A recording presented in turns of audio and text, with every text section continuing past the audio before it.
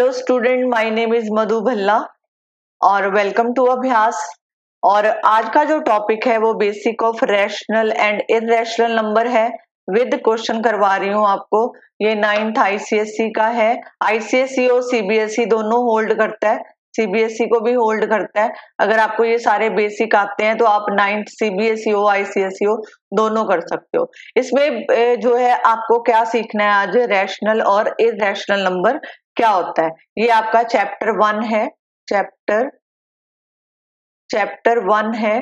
तो इसको ध्यान से बेसिक समझो, फिर उसके बाद क्वेश्चन करना, ठीक है। साथ साथ कॉपी पेन लेके बैठो ताकि आपको समझ आए। सबसे पहले शुरुआत करते हैं कि what is natural number. What is natural number. Natural number क्या होते हैं? नेचुरल नंबर आप शुरू से पढ़ते आ रहे हो, तो जिसको हम काउंटिंग नंबर बोलते हैं, counting number, this is called counting number. Counting जो आप करके आए हो 1 2 3 4, ये सारे क्या है? नेचुरल नंबर है, ठीक है। ये सारे नेचुरल नंबर है। अब आगे बारी होल नंबर। होल नंबर हमें क्या कहता है कि होल नंबर की एक ही शर्त है कि अगर आप मेरे को काउंटिंग नंबर में ऐड कर लेते हो तो मैं आपको होल नंबर बना देता हूं। कैसे? वो कहता है कि अगर मेरी जीरो को आप काउंटिंग नंबर में ऐड कर लो तो मैं आपको होल नंबर बना दूंगा। तो मतलब कहने का कि जीरो, जब काउंटिंग नंबर में अगर आप जीरो लगा देते हो तो साथ में ये आ जाता है होल नंबर। थर्ड है इंटीजर। इंटीजर जो है दो तरह के होते हैं। इंटीजर जो है पॉजिटिव इंटीजर भी होते हैं और नेगेटिव इंटीजर भी होते हैं। पॉजिटिव इंटीजर होते हैं और जो है नेगेटिव इंटीजर। मतलब all whole number and integer all counting number form the collection of integer. कैसे? ये देखो, अगर मैं बोलूं, ये देखो ये पॉजिटिव और नेगेटिव है तो मतलब ऐसे -1, ऐसे ऐसे लिख सकते हो, -5 -4 -3 -2 -1 0 1 2 3 4, ये सारे क्या हैं आपके पास? इंटीजर्स। ये सारे क्या है? इंटीजर। अब बारी आती है फ्रैक्शन की। फ्रैक्शन, फ्रैक्शन जो है उसको a अपॉन बी की फॉर्म में लिखा जाता है। तो a और b जो है, मतलब a और b, ये कौन है? Natural number. a और b नेचुरल नंबर,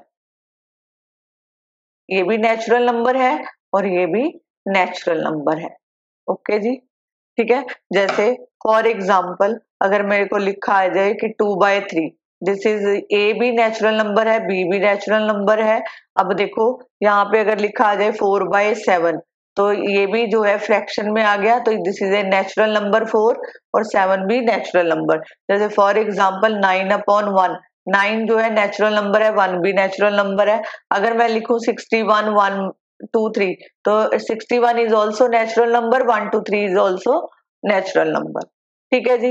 अब इसमें कुछ टर्म्स यूज होंगी, वो भी करवाती हूँ। पहले एक और लिखो, अगर लिखा आ जाए decimal fraction, this is called decimal fraction. Decimal fraction क्या होता है? फ्रैक्शन लिखा था, अब आ गया डेसिमल फ्रैक्शन। तो मतलब कि कहने का मतलब है कि जो डिनोमिनेटर है, मतलब वो fraction, a fraction whose fraction whose denominator, अगर उसका डिनोमिनेटर इज 10 और पावर ऑफ 10 में लिखा जाए, पावर ऑफ 10, तो उसको क्या बोलते हैं? Decimal fraction. जैसे फॉर एग्जाम्पल लिखा आ गया 2/10, 3/100, ठीक है, तो 4/1000। तो अगर इसको ध्यान से देखो, जहां तो इस फॉर्म में लिखा आएगा, जहां मैं इसको ऐसे लिख सकती हूँ 2 की पावर 10 इसकी पावर 1, जहां 3 की पावर 10 की पावर 2, 4 की पावर 10 की पावर 3। तो अगर इस तरह भी लिखा जाता है तो ये एक डेसिमल फ्रैक्शन है। ओके जी, आगे देखो, आगे देखो क्वेश्चन नंबर 6। अगर लिखा आ जाए कि वल्गर फ्रैक्शन, वल्गर फ्रैक्शन ये क्या होती हैं? तो आप क्या लिखोगे कि वो फ्रैक्शन जिसका denominator, a fraction, fraction whose एक मिनट भी, fraction whose denominator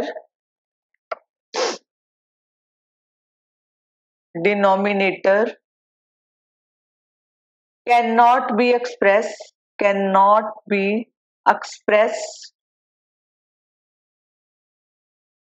as a power of 10, उसको पावर ऑफ 10 में नहीं लिख सकते आप, तो मतलब वहां पे नेचुरल नंबर होना चाहिए।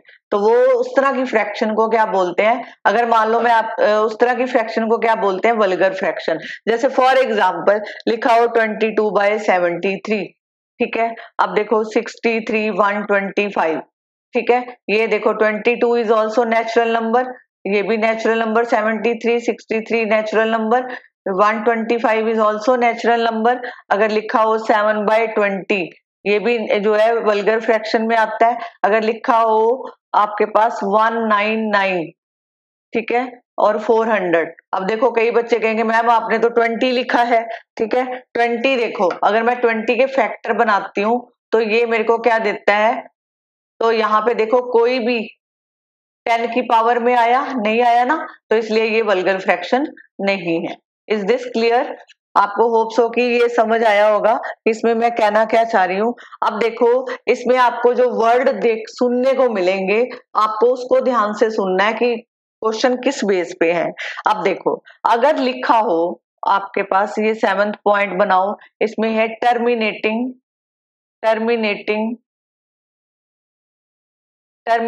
डेसिमल,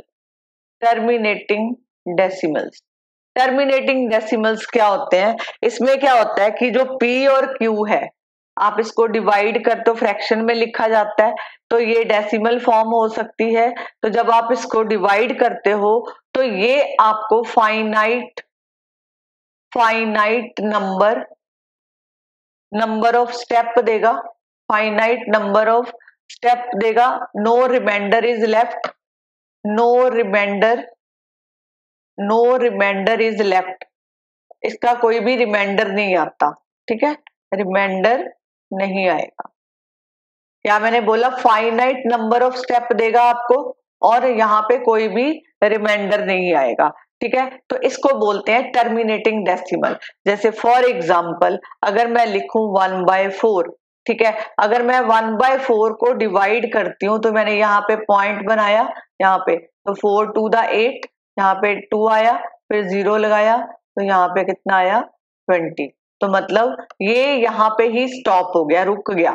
जैसे मान लो मैंने लिखा 8/2, तो डिवाइड करोगे 4। अगर मैं लिखती हूँ 16/8, तो ये जो है फाइनाइट हो गया, मतलब ये इसके बाद इसको नहीं कर सकते। जैसे फॉर एग्जांपल एक और देखो, अगर मैंने लिखा होता 14/5, तो आप क्या करते, 14 को डिवाइड करो 5 से, तो 5 to the 10, यहाँ पे 4 आया, यहाँ पे पॉइंट लगाओगे तो यहाँ पे एक 0 मिल गया आपको, तो यहाँ पे 5 8 the 40, तो हम आंसर लिख सकते हैं 2.8, मतलब इसका एग्जैक्ट आंसर कितना है 2.8। अब देखो यहाँ पे रिमाइंडर नहीं लेफ्ट बच रहा, तो that mean called terminating decimal, that is called terminating decimal, इसको बोला जाता है टर्मिनेटिंग डेसिमल। अभी मैंने क्या बोला, फाइनाइट नंबर देगा आपको, और ये जो है ये देखो फर्क क्या होता है, अगर लिखा हो ऐसे 1 2 3 डॉट डॉट डॉट, और अगर लिखा हो 1 2 3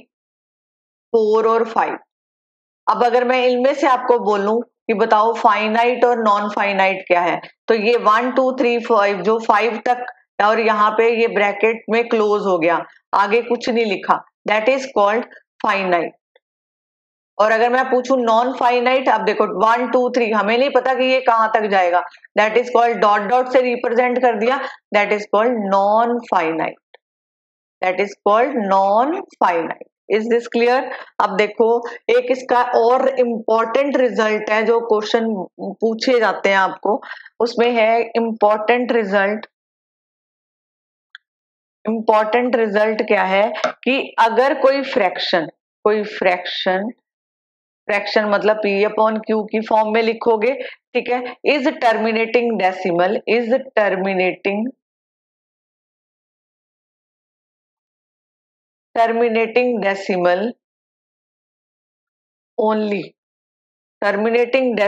ओनली व्हेन प्राइम फैक्टर, जो उसके प्राइम फैक्टर होंगे, किसके prime factor of Q is, यहाँ पे लिखेंगे are out of 2 and 5 only. अब इसका मतलब समझो, क्या मतलब है कि कोई फ्रैक्शन लिखी हो अगर आपको दे रखी है P अपॉन Q फॉर्म में, तो आपको बताना है कि ये टर्मिनेटिंग है या नहीं है। ठीक है, तो आपने क्या करना है, उसके प्राइम फैक्टर जो बनाओगे ना Q के, डिनोमिनेटर के प्राइम फैक्टर, तो वो 2 और 5 की फॉर्म में आने चाहिए। ठीक है, जहाँ 2 फॉर्म में आ जाए, जहाँ 5 में आ जाए, जहाँ दोनों में आ जाए। अगर इसके अलावा साथ में लिखा आ जाता है 2 इंटू 5 प्राइम फैक्टर जब बनाते हो, 3 आ गया, 7 आ गया, तो दैट मीन ये नॉन टर्मिनेटिंग है। अगर आपने प्राइम फैक्टर बनाए किसी भी नंबर के, जैसे मान लो 4/10, तो मैंने इसको लिखा 4, ये 2 to the 4, 2 5 the 10, तो अब नीचे कितना आया 5, तो that mean this is a terminating. क्यों? क्योंकि जब 2 को आप 5 से डिवाइड करोगे तो यहाँ पे जो है पॉइंट लगाओ, यहाँ पे 5 4 the 20, तो that mean this is finite, मतलब यहाँ पे स्टॉप हो गया। ठीक है, अब अगर आपको क्वेश्चन आ जाए, बहुत बार पूछा जाता है, इसमें बेसिकली मैंने ये बताया आपको कि अगर कोई फ्रैक्शन आपको गिवन है, आपको बोला जाए इसको डिवाइड नहीं करना, तो उसके बाद जो है आप बताओ कि ये टर्मिनेटिंग है या नहीं है। क्वेश्चन इस तरह का आता है, without actual division. Actual division आपने डिवीजन नहीं करनी, डिवीजन किए बगैर आपने बताना है find out which of the fraction, which of the following fractions are terminating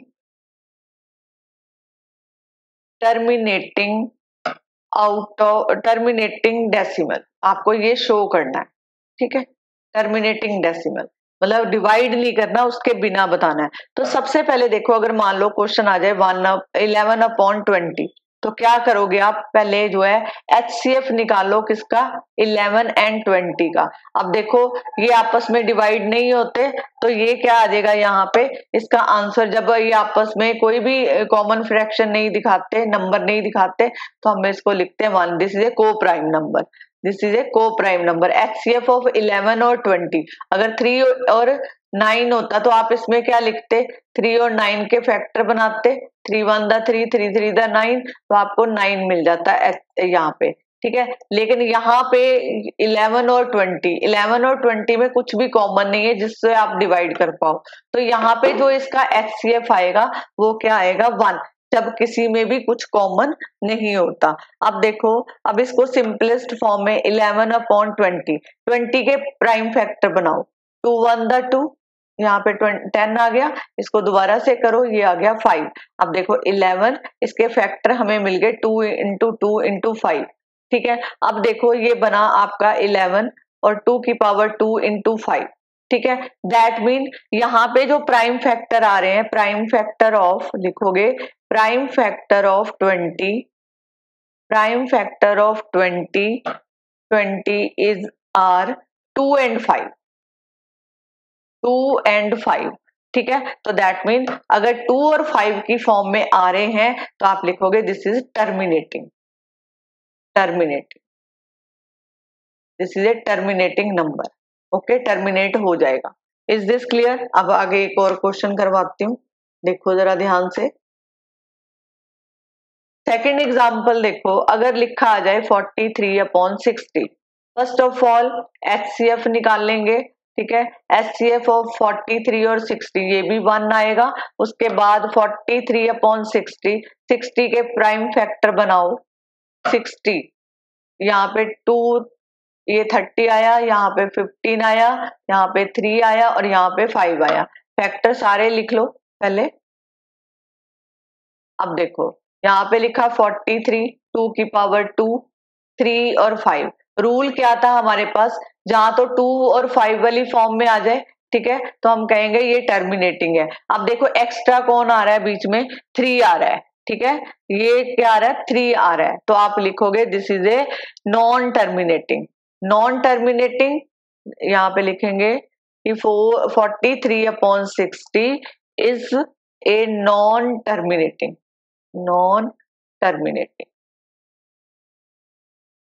अगर मान लो ये लिखा जाता 43 2 की पावर 2 इंटू 5 तो आप लिखते टर्मिनेटिंग, लेकिन यहाँ पे 3 आ जाए, 7 आ जाए, 11 आ जाए, कुछ एक्स्ट्रा आ रहा है तो वो नॉन टर्मिनेटिंग होगा और उसको रिपीटिंग डेसिमल भी बोलते हैं, रिपीटिंग डेसिमल।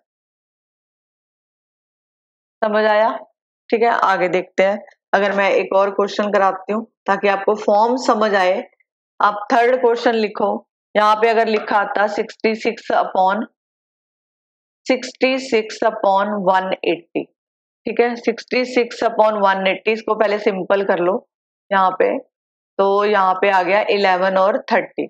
अब देखो 30 के फैक्टर क्या होते हैं, 2 1 द 2 2 5 द जो है यहाँ पे हाँ, तो यहाँ पे 3 5 आ गया, फैक्टर देखो 11, 2 इंटू 3 इंटू 5, 2 और 5 तो दिख रहे हैं, 3 एक्स्ट्रा है, तो आप यहाँ पे लिखोगे this is non terminating, this is non terminating, ये टर्मिनेटिंग नहीं, ठीक है, नॉन टर्मिनेटिंग है। ठीक है, अगर लिखा होता 121/252 तो first of all HCF of किसका, एचसीएफ ऑफ 121 252, कोई भी कुछ कॉमन नहीं है तो आंसर इज 1।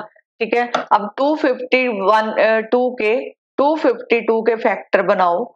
252 के फैक्टर जब मैंने बनाए तो 2 1 द 2 2 2 द 4 2 6 द 12, यहाँ पे बना 2 6 द 12 2 3 द, ठीक है, और यहाँ पे 3 से जाएगा 3 2 द 6 3 1 द 3, ठीक है, और यहाँ पे 3 7 द। अब देखो 1 2 1 फैक्टर लिखे 2 2 3 3 7, तो मैं इसको ऐसे लिख सकती हूँ 1 2 1 2 की पावर 2 3 की पावर 2 7। अब देखो 3 की पावर 2 और 7 ये जो है एक्स्ट्रा है, अगर यहाँ पे सिर्फ 2 और 5 की फॉर्म में आंसर आता, चाहे वो 2 की पावर 2 हो जाता, 5 की पावर 3 हो जाता, तब भी आप कहते हैं कि ये टर्मिनेटिंग है। अब यहाँ पे 3 और 7 जो है वो एक्स्ट्रा है, ठीक है, तो आप लिखोगे this is non terminating, this is non terminating, this is non terminating. Clear जी? होप सो कि आपको ये टॉपिक समझ आया। अब चलो आगे करते हैं। ये एक क्वेश्चन हो गया आपका बुक का, आगे देखो। अब इसमें आपको एक टर्म दिखेगी रिपीटिंग डेसिमल, रिपीटिंग डेसिमल, ठीक है, रिपीटिंग जहां लिखा होगा रेकरिंग डेसिमल, ऐसे आपको टर्म मिलेगी इसमें। तो इस चैप्टर में तो पक्का ये टर्म कई बार रिपीटिंग लिखा होगा, कई बार जो है रेकरिंग डेसिमल लिखा होगा, तो आपको बताना होता है कि ये जो है मतलब क्या है। तो जो रिपीट मतलब रिपीट कर रही है तो उसको बोलते हैं रेकरिंग। क्या बोलते हैं? Recurring. A decimal in which digit और सेट ऑफ डिजिट रिपीट, मतलब सेट, यहाँ पे कह सकते हो डिजिट और सेट ऑफ डिजिट रिपीट। ध्यान से समझो इसको, सेट ऑफ डिजिट रिपीट। जैसे फॉर एग्जांपल अगर लिखा आ जाए 0.333, अब देखो ये रिपीट कर रहा है, ठीक है, तो हम इसको ये जो है रिपीट कर रहे हैं, ऐसे ऐसे डॉट डॉट दिखेगा आपको, ठीक है, तो ये क्या आ गया आपके पास जो है रिपीटिंग, ये रिपीट कर रहा है।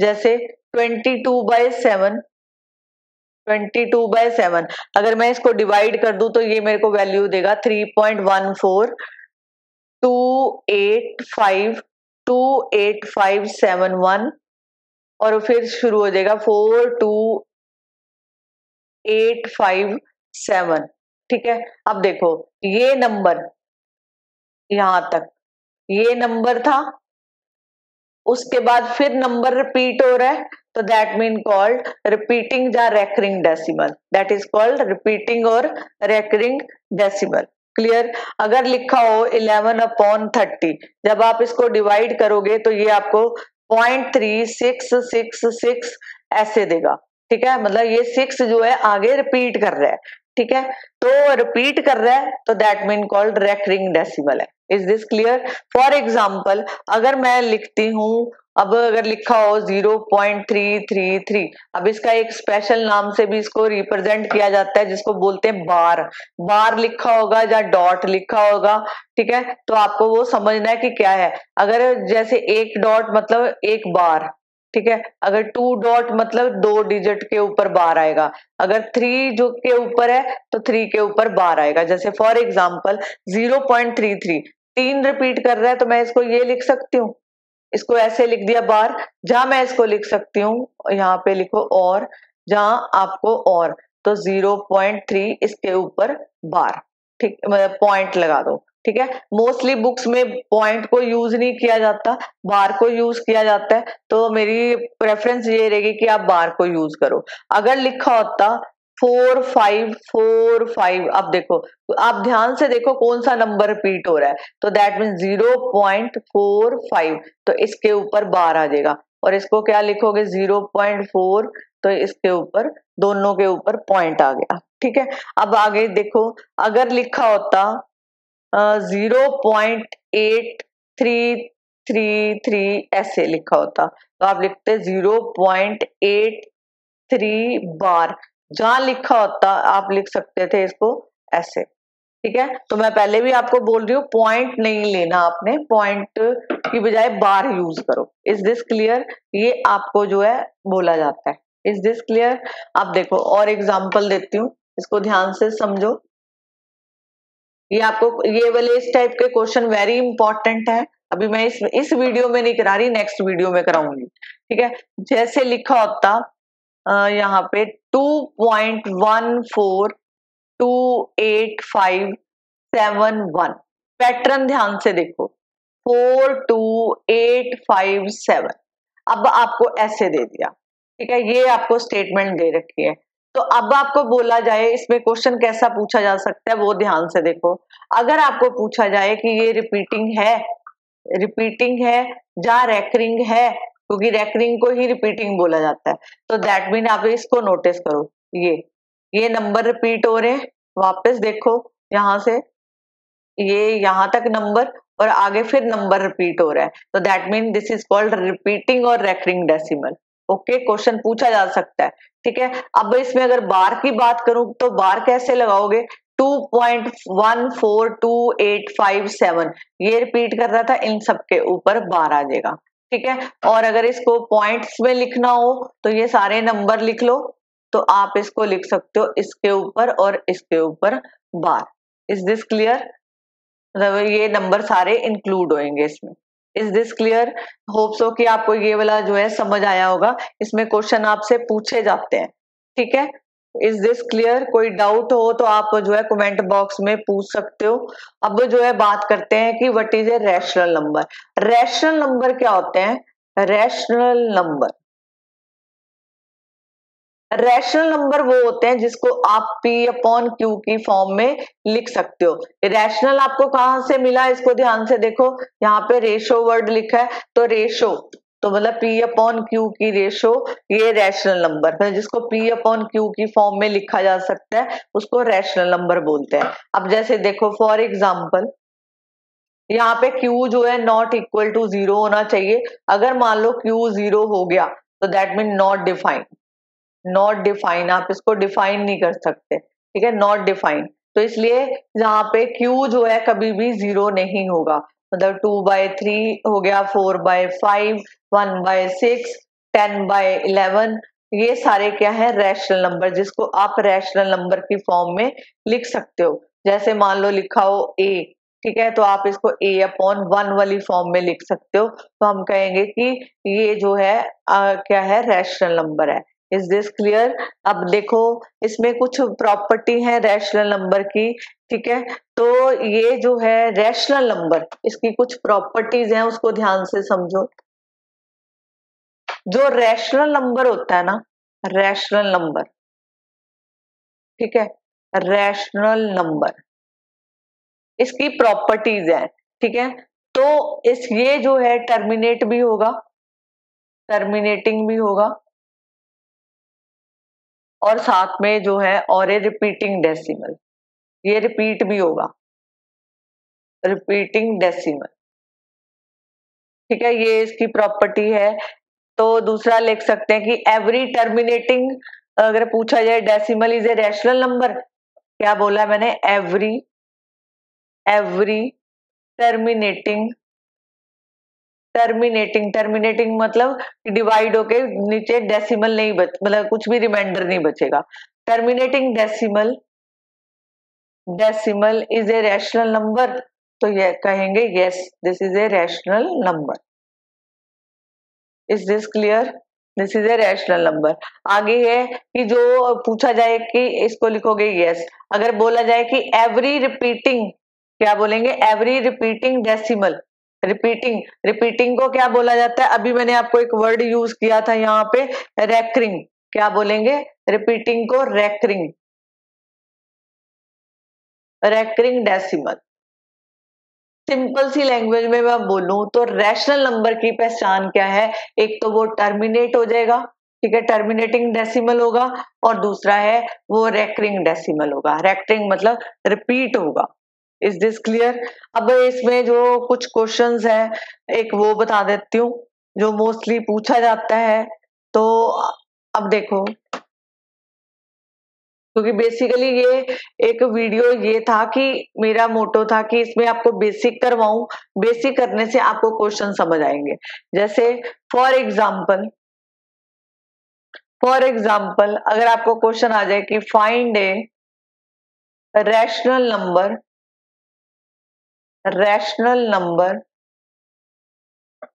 बिटवीन 3/5 एंड 5/7, ये दो नंबर दिए हैं, जहां क्वेश्चन आ जाए find a rational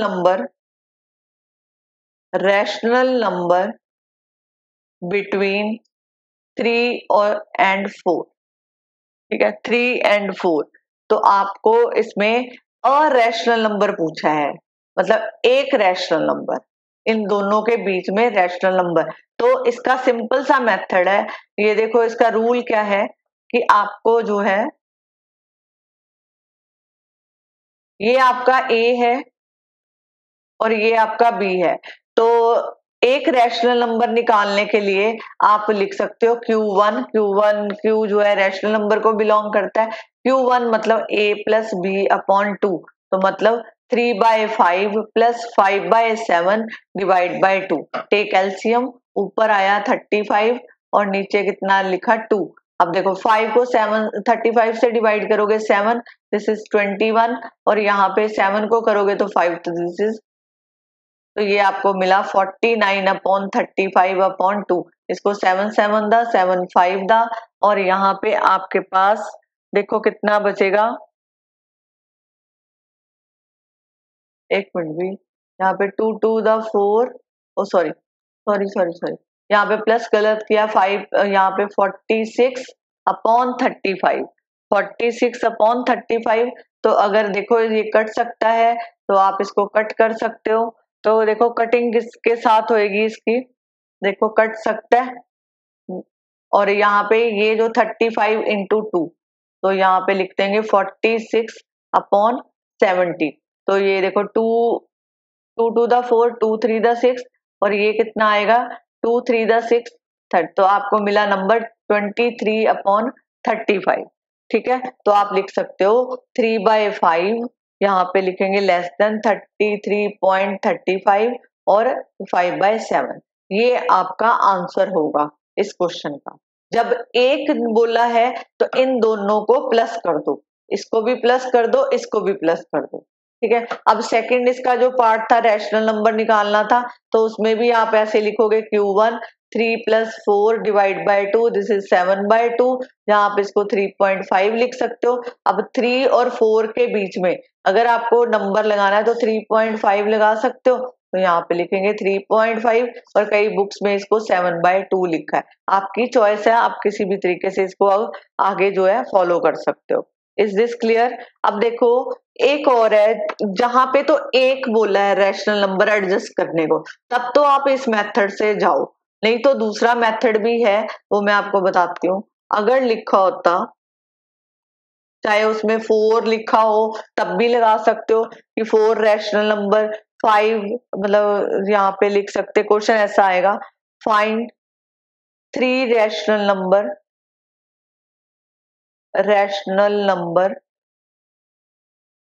number between 3 and 4।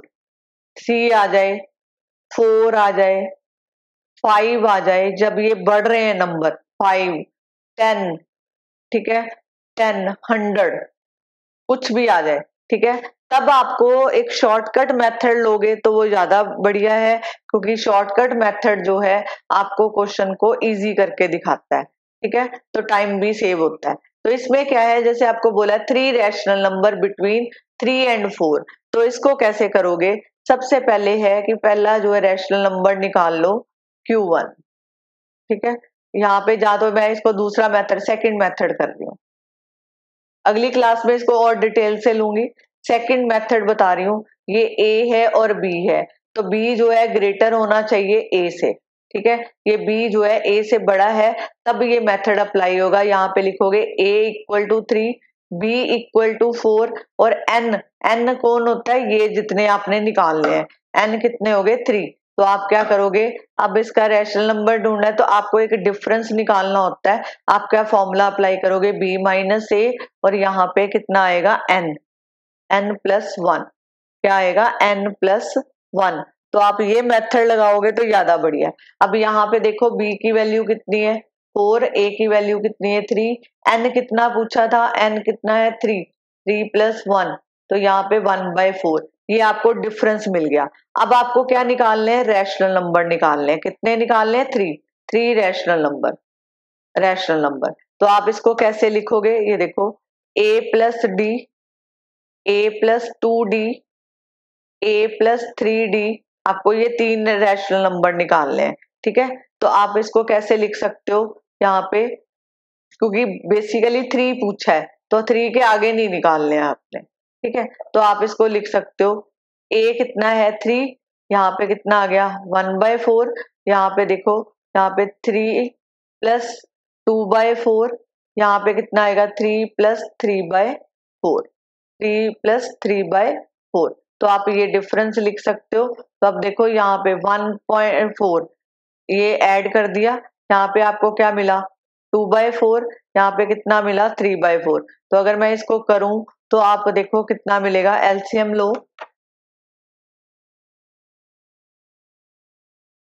यहाँ पे इसको कट कर सकते हैं, ये 1/2 हो गया, तो यहाँ पे बना आपको 4, तो ये 4 3 12 और 12 प्लस 1 ये आ गया, यहाँ पे 3 प्लस 1/2, मतलब यहाँ पे एलसीएम ले लो, यहाँ पे 2 आया, 6 प्लस 1, इसी तरह यहाँ पे अगर करोगे तो यहाँ पे 4, तो आपको यहाँ पे कितना मिल जाता है?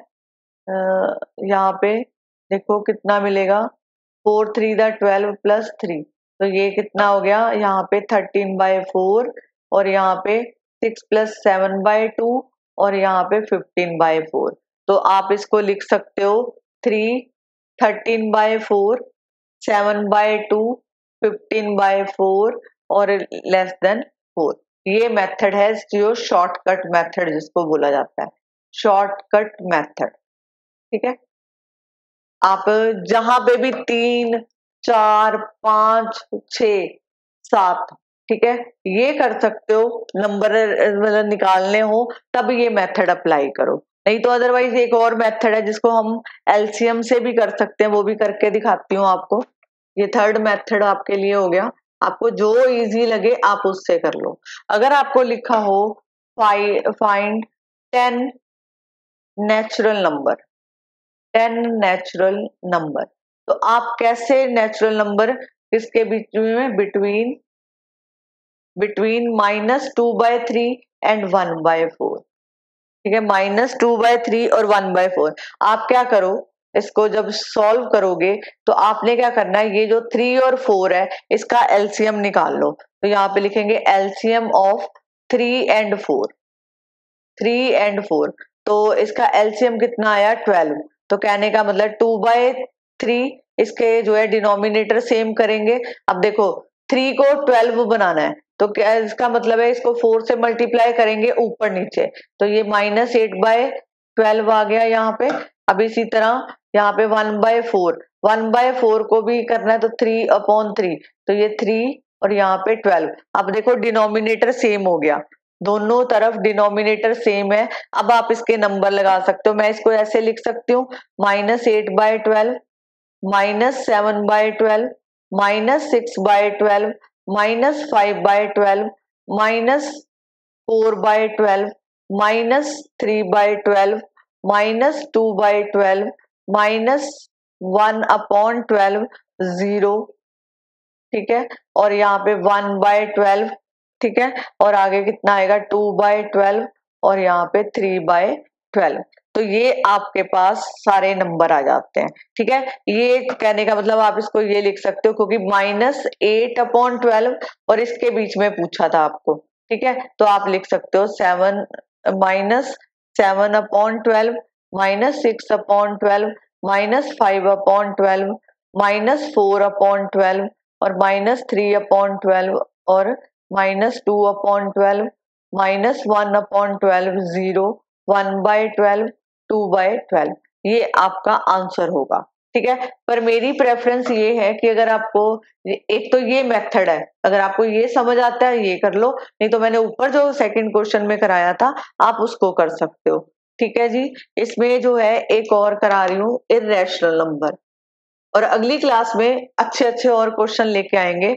सबसे पहले है कि इर्रेशनल नंबर क्या होता है। इर्रेशनल नंबर हमें ये कहता है, इसको जो है P/Q की फॉर्म में नहीं लिख सकते, ठीक है, can not right in the denominator form, मतलब P/Q की फॉर्म में नहीं लिख सकते। जो इर्रेशनल नंबर है, एक तो उसकी प्रॉपर्टी होती है ये नॉन टर्मिनेटिंग होता है, नॉन टर्मिनेटिंग, ये टर्मिनेट नहीं होगा, और दूसरा है ये प्रॉपर्टी को होल्ड करता है नॉन रिपीटिंग डेसिमल को। जैसे मैंने लास्ट क्वेश्चन किया था 348 348 348 ऐसे था, तो अगर हमने बताना है कि ये रैशनल है कि इररेशनल है, अब देखो ये नंबर रिपीट हो रहा है, तो that mean this is a rational. और अगर यहाँ पे ये नंबर ऐसे होता 348, यहाँ पे 567, यहाँ पे 893 आ जाता, तो अब देखो यहाँ पे कोई भी नंबर जो है रिपीट नहीं हो रहा, और ना ही ये खत्म हो रहा है, आगे आगे चलता जा रहा है, तो that mean non repeating number. जैसे फॉर एग्जाम्पल अब देखो इस फॉर्म में दिया हो 0.10110, पैटर्न को ध्यान से समझो, 1110, ठीक है, उसके बाद 11110, ठीक है। आपको बोला जाता है कि ये रैशनल है कि इररेशनल है, तो आपने पैटर्न फॉलो करना है। पहले तो आपने देखना है कि रिपीट कर रहा है, अगर तो रिपीट करेगा तो दैट मीन वो रैशनल होगा, अगर वो रिपीट नहीं कर रहा तो दैट मीन इररेशनल होगा। अब यहाँ पे देखो पैटर्न समझो 101, उसके बाद आ रहा है 10111, फिर आ रहा है 0, यहाँ पे 41, तो that mean this is a irrational, क्योंकि यहाँ पे कोई भी रिपीटिंग नहीं है, क्योंकि जो इररेशनल है वो नॉन रिपीटिंग होता है, ठीक है जी। अब आगे देखो, अगर लिखा होता 05355, आगे फिर आ जाता 3555, उसके बाद फिर आ जाता 3, तो ये भी एक इररेशनल है, ठीक है। अगर लिखा होता 0.21221 अब देखो ये इसको क्या बोलेंगे, इररेशनल, ये भी इररेशनल है, क्योंकि यहाँ पे ये रिपीटिंग पैटर्न नहीं है, और ये नॉन रिपीटिंग होएगा या नॉन रेकरिंग होएगा, इसको नॉन रेकरिंग भी बोलते हैं, रेकरिंग और नॉन रिपीटिंग, दोनों में से कोई भी एक नाम यूज होता है इसमें से, ठीक है, ये आपको पूछा जाता है। अब देखो, अब इसमें अगर आपको देख दिया जाए कि 3√2, 3√3, 3√4, 3√6, 3√7, ठीक है, और 3√9, ठीक है, खुद देखो यहाँ पे 2 3 cube root of non perfect cube. ठीक है, ये नॉन परफेक्ट क्यूब है, non perfect cube. Non perfect cube मतलब नॉन पर, एक होता है परफेक्ट क्यूब।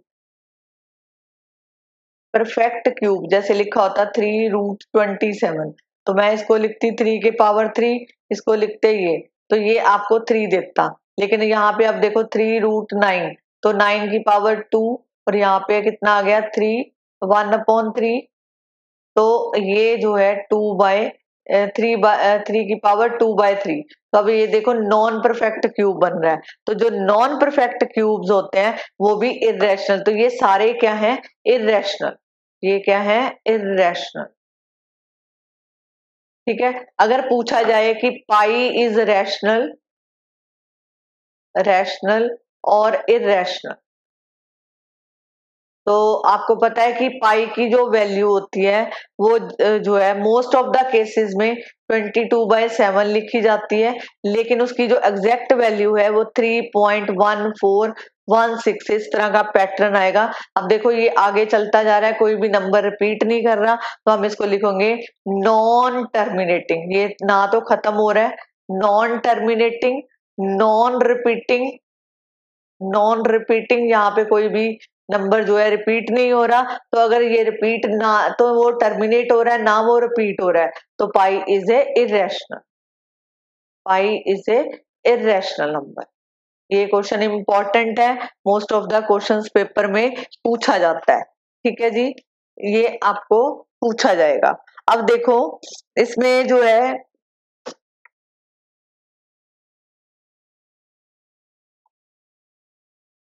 एक टॉपिक बस कराऊंगी, इसके बाद मैं वीडियो को वाइंड अप करूंगी। ठीक है, वाइंड अप करने का मतलब है कि मैं नेक्स्ट वीडियो में डिफरेंट टाइप के क्वेश्चन लेके आऊंगी। अगर आपको टॉपिक समझ आया, मेरे वीडियो को लाइक करो, चैनल को सब्सक्राइब करो और वीडियो को शेयर करो। ठीक है जी, चलो अगर आपको क्वेश्चन पूछा जाता है, पहले तो आपको समझना पड़ेगा कि रैशनल नंबर, मैं यहाँ पे ही कर देती हूँ रैशनल और इरेशनल। ठीक है, इरेशनल, रैशनल कौन सा हुआ 2, इसको ऐसे लिख सकते हैं 3/1, और यहाँ पे √2, √5, √7, ये सारे क्या है, इरेशनल नंबर। ठीक है, ये क्या है, इरेशनल नंबर। ठीक है, अगर अब क्वेश्चन पूछा जाता है कि देखो, अब ये समझ आ गया, मतलब रूट, जिस पे रूट नहीं है वो रैशनल है, और जिस पे रूट है वो इरेशनल है।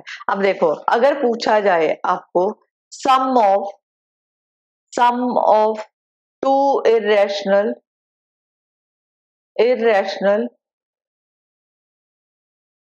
ठीक है, sum of two irrational number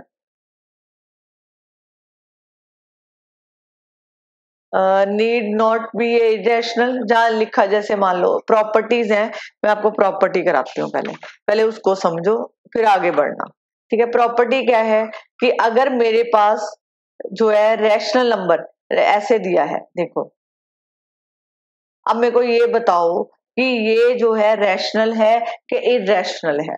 ठीक है, आप कैसे बताओगे, ये सम है अगर लिखा हो ये, ठीक है, जहां ऐसे लिखा होता ये जो है ये सम है, इसका एक रैशनल, ये रैशनल नंबर है, और ये वाला कौन है, इरेशनल नंबर, मतलब रूट वाला जो साथ में आ गया इरेशनल नंबर।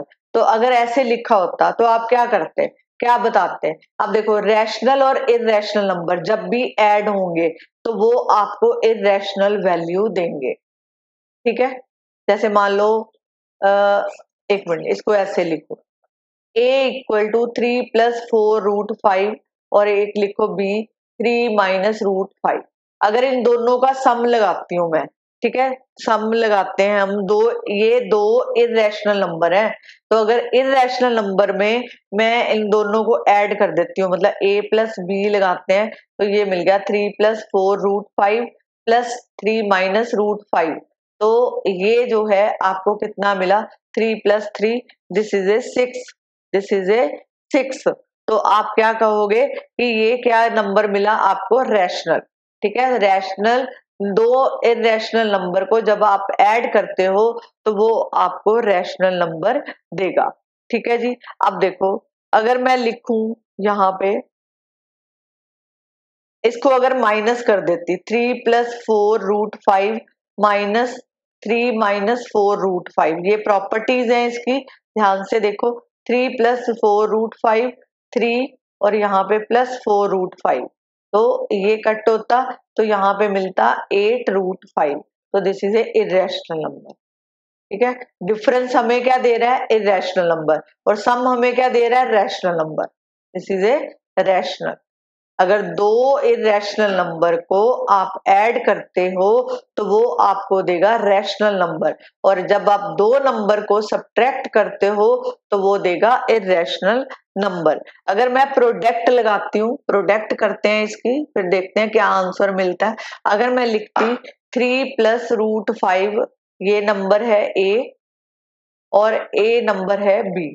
अगर मैं इसको दोनों को प्रोडक्ट करती, प्रोडक्ट का मतलब है 3√5, 3+√5 इंटू 3√5, तो मैं इसको लिख सकती हूँ। ये हमारे पास आइडेंटिटी भी है एक, सीधा इसको लिख लो, इस फॉर्म में दिया हुआ है।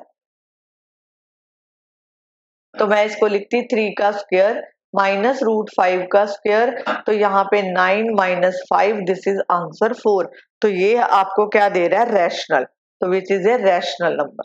ये आपको रैशनल प्रोडक्ट भी आपको रैशनल नंबर देगी। क्लियर जी?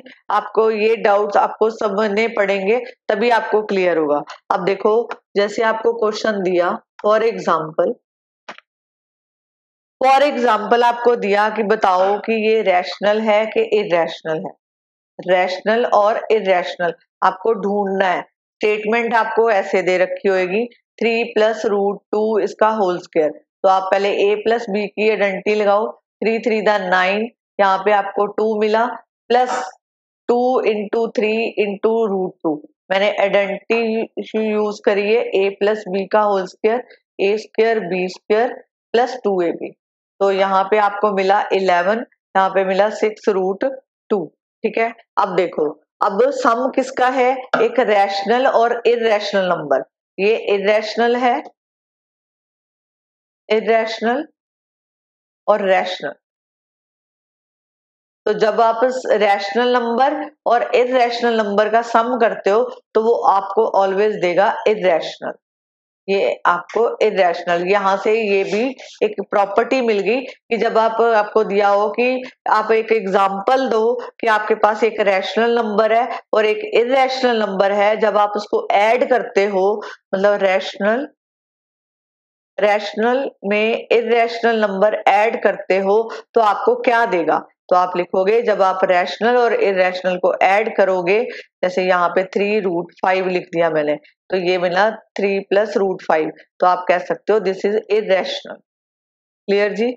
अगर आपको ऐसे दिया होता, देखो, अगर आपको एग्जामिन करना होता, ये क्वेश्चन की फॉर्म होती कि 2 - √2 और 2+√2, तो आप यहाँ पे भी आइडेंटिटी यूज कर लो, a स्क्वायर माइनस बी स्क्वायर की। तो मैंने यहाँ आइडेंटिटी लगाई, तो यहाँ मिला 4 - 2, दिस इज 2। तो product of irrational number give a rational number. अभी प्रॉपर्टी करिए। थर्ड क्वेश्चन है आपके पास, अगर दिया हो 2√2, इस तरह का कोई भी क्वेश्चन हो, तो आप पहले इसको डिनोमिनेटर में से रूट हटाओ, तो ऊपर नीचे √2 से 2 से मल्टीप्लाई कर दो, तो ये आपको देगा, ये 2 ऊपर कितना आया? √2। तो ये क्या है आपके पास? इरेशनल। होप सो कि आपको ये वीडियो समझ आया होगा। अगर आपको वीडियो अच्छा लगा तो आप ये जो है वीडियो को अपने फ्रेंड्स के साथ शेयर करो और मेरे चैनल को सब्सक्राइब करो। नेक्स्ट वीडियो में आपको और नए क्वेश्चन ला के दूंगी। ठीक है, और वो इम्पोर्टेंट होगा। आप अगर यही वीडियो को ध्यान से कर लेते हो तो आपके एग्जामिनेशन जो अभी आ रहे हैं तो वो भी जो है क्लियर हो जाएंगे। Thank you very much.